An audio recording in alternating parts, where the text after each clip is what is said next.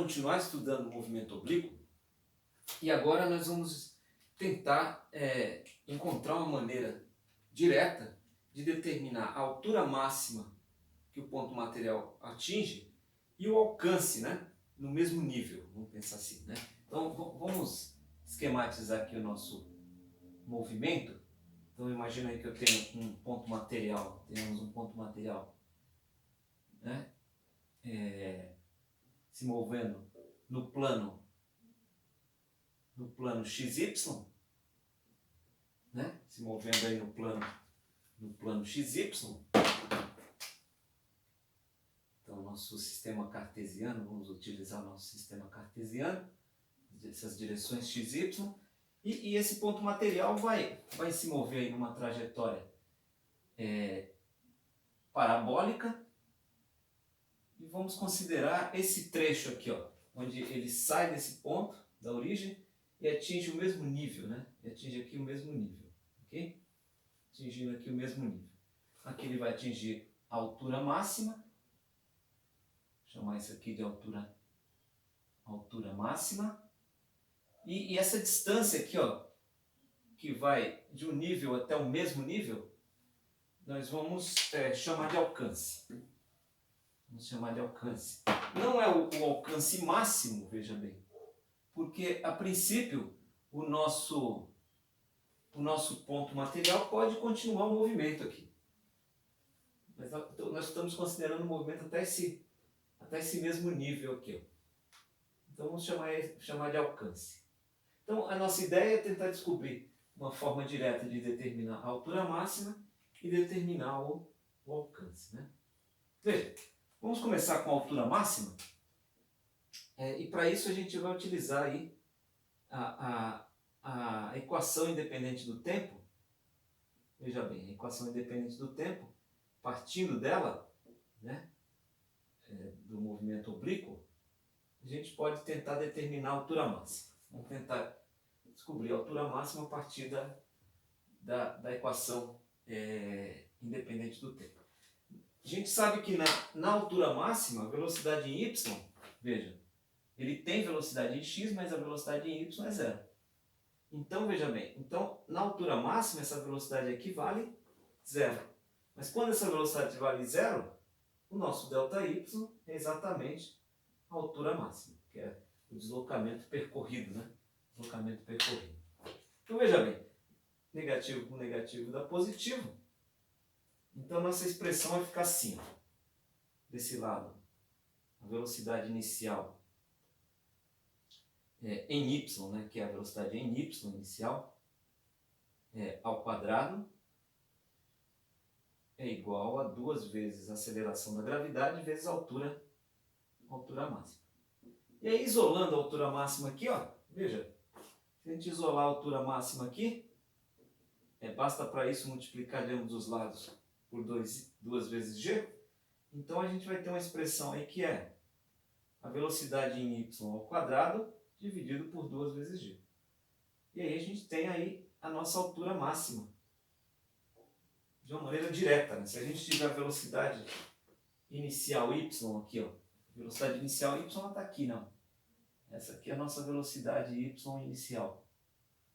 Então se a gente tiver o valor dela, eleva ela ao quadrado, divide por 2g, a gente descobre a altura máxima. Veja bem que interessante.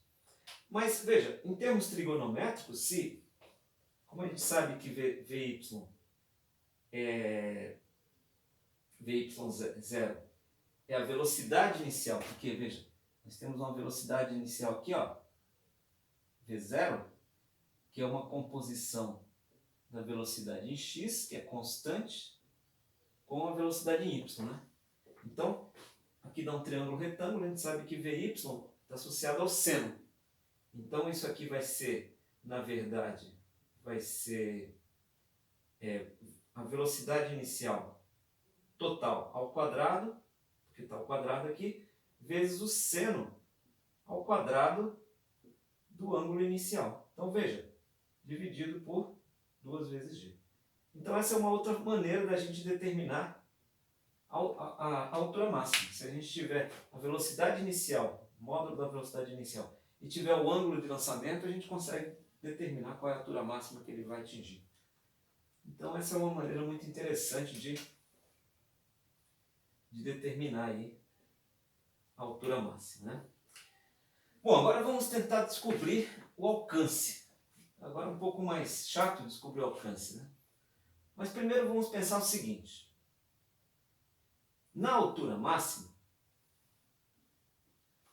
o ponto material percorreu a metade da distância em x, certo? Metade da distância em x. E o tempo que ele leva para chegar na metade é a metade do tempo que ele leva para chegar no fim. Por quê? Porque esse movimento aqui é uniforme na direção de x. É um movimento uniforme. Então, se a gente partir da expressão da velocidade, da função da velocidade, veja bem, qual que é a função da velocidade em y? Ela é a velocidade inicial em y menos a aceleração da gravidade vezes o tempo multiplicado pelo versor. Veja, quando esse tempo aqui ó, é o tempo da metade do percurso, ou seja, é o tempo que ele atinge a altura máxima, essa velocidade aqui é zero. Olha que interessante. Essa velocidade aqui é zero. Essa velocidade é zero. Muito interessante. Então esse termo aqui é igual a zero, quando o tempo é a metade do tempo total. Certo? Então veja bem, aí a partir dessa expressão, ó, veja, se a gente isolar o tempo, né, como esse termo é igual a zero, vamos escrever aqui, ó, Vy 0 menos gt da altura máxima é igual a zero. Então, se a gente isolar aqui, ó, o tempo que ele atinge a altura máxima vai ser a velocidade y inicial dividido por g. Então, esse aqui é o quê? Esse aqui é o tempo com que o ponto material leva para atingir a metade do percurso aqui, ó. Ou seja, quando ele atinge a altura máxima. Mas o percurso todo é 2 vezes esse tempo. E o que nos interessa é o percurso todo. Então, como o percurso todo está na direção x, então a gente tem que a posição x, veja bem, a posição x, ela é uma função de primeiro grau, é a posição inicial em x, mais a velocidade inicial em x, que é igual, ela não muda, né? Ela não muda porque ela é constante. Então veja bem, no nosso caso aqui, ó, essa distância x vai ser o nosso alcance. Ó, x, versor x dividido pelo versor x dá 1. Esse é o nosso alcance. Aqui nós temos a posição inicial, veja bem, a posição inicial pode ser 0, depende da escolha, mais, veja bem, a velocidade em x, que multiplica o tempo. Só que esse tempo é o dobro deste. É um tempo que é o dobro deste, porque, veja, esse tempo aqui é o tempo que ele levou para atingir a altura máxima, que é a metade do percurso em x. Então, o dobro desse tempo, que é 2 vezes a velocidade y inicial sobre g, porque esse tempo é velocidade sobre g, então o dobro é 2 vezes esse valor.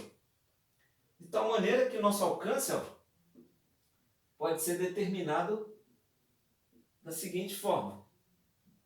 Pega a posição inicial em x, soma com 2 vezes a velocidade em x inicial, vezes a velocidade em y inicial também, dividido por g. Dividido por g. Então veja, para determinar o alcance, a gente vai precisar das duas informações.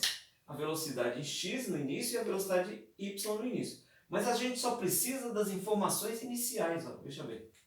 Só precisamos das informações iniciais, né?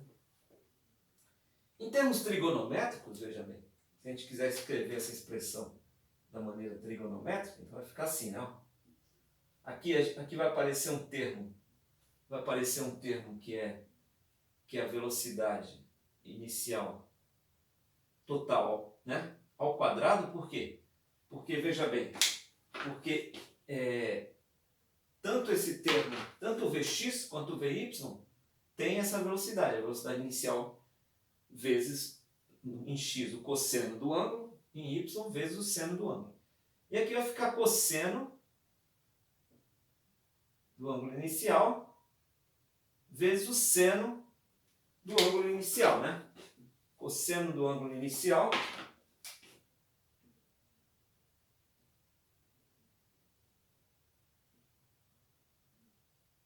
vezes o seno do ângulo inicial. Tudo isso está dividindo g, né? E aí, veja, agora a gente pode usar uma identidade trigonométrica aqui, ó. A gente pode usar uma identidade trigonométrica aqui, ó. Eu vou até escrevê-la aqui embaixo, que diz o seguinte, que o seno ao quadrado, né? O seno de duas vezes um determinado ângulo, né? É o seno desse ângulo vezes o cosseno desse ângulo mais o cosseno desse ângulo vezes o seno desse ângulo, né? Porque é θ mais θ. Isso é uma identidade trigonométrica.